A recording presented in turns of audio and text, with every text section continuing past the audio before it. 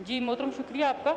Sir, अगर हम कर्ज़े को देखें तो वो दिन ब दिन जो है बढ़ता जा रहा है पाकिस्तान के ऊपर। और सर, अगर 25 मार्च का तक जो है कर्ज़ा जात जो है 76 ट्रिलियन थे। कर्ज़ों का हुजम जो है सर हमारे कुल बजट का 425% है। सर, ये उतरेगा किस तरह से?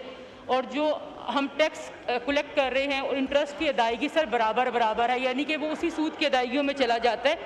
इसमें स्ट्रैटेजी नज़र ये आ रही है कि गवर्नमेंट ये कर रही है कि उन्होंने कर्ज़े लेने के ऊपर मुल्क चलाना है, बेशक वो आलमी बैंकों से लें या सर अपने मुल्क की बैंकों से सर कर्ज़े ले रहे हैं, आलमी इदारों से लें या मुल्की कर्ज़ों से। सर, मिनिस्टर साहिबान ने अपनी तकरीर के अंदर में भी कहा कि टैक्स चोरी जो है वो पाकिस्तान का एक बहुत बड़ा मसला है और उसको माना इन्होंने सर, और कहा कि टैक्स पे में बड़े पैमाने के ऊपर जो सर चोरी हो रही है। सर, ये चोरी रोकनी किसने है सर? लेकिन जो FBR का अदारा है जिस पे सबसे ज़्यादा रिलाय करते हैं सर, उनके अपने सिस्टम में इतनी कमज़ोरियाँ हैं सर। FBR के में एहतसाब की कमी है, क्योंकि उनके अंदर ऐसे लोग मौजूद हैं जिनकी मदद से सर चोरी की जाती है टैक्स के अंदर। सर, एक सिस्टम शुरू किया गया था ट्रैक एंड ट्रेस सिस्टम के नाम से, जिसमें 5 बड़े सेक्टर्स जो थे उनको वो शामिल थे, जिनमें टोबैको भी एक सेक्टर था।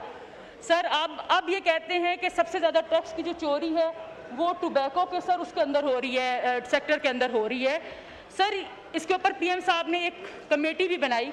तो सर, ये मालूम करना है कि उस कमेटी की जब इंक्वायरी हुई उसमें किसको सज़ा दी गई है, उनके खिलाफ क्या एक्शन लिया गया है, ये कौन लोग थे सर जिन्होंने सिस्टम को फेल किया है। सर, इसके अलावा प्रमोशन के मामलात जो हैं FBR जो है कुछ लोगों के करने के लिए इतनी तेज़ियाँ उनमें दिखा रहा है, तो अगर वो टैक्स को कलेक्ट करने के अंदर भी इतनी तेज़ी दिखाए तो मामला जो है बेहतरी की तरफ चले जाएं। सर, जो एक अहम बात है कि कोर्ट्स के फैसलों का जो फैसला है कि इस्लामी बैंककारी का निज़ाम पाकिस्तान में राइज किया जाएगा, और 26वीं तरमीम में हम सब ने ये जो है इस चीज़ को हमने इस पे कमिट किया है कि मुल्क को सूद से पाक किया जाएगा। सर, 2-2.5 साल का अरसा रह गया है, उस अरसे में हमें कोई चीज़ वाज़ेह नज़र नहीं आ रही कि मुल्क को सूद से कैसे पाक किया जाएगा।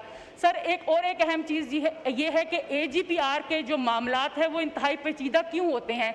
अगर किसी की जो उनके पास तनख्वाहें आती हैं वो 5-6 लेयर से छनती हुई, मतलब उनके ऊपर बाकायदा इतना चेक रखा जाता है, जब वो AGPR के पास पहुंचती हैं तो मामला क्यों बिगड़ जाते हैं। वो उस तरह से कंप्यूटराइज्ड इन मामला को क्यों नहीं किया जा रहा इन मामला को सबको सेट करने की खातिर।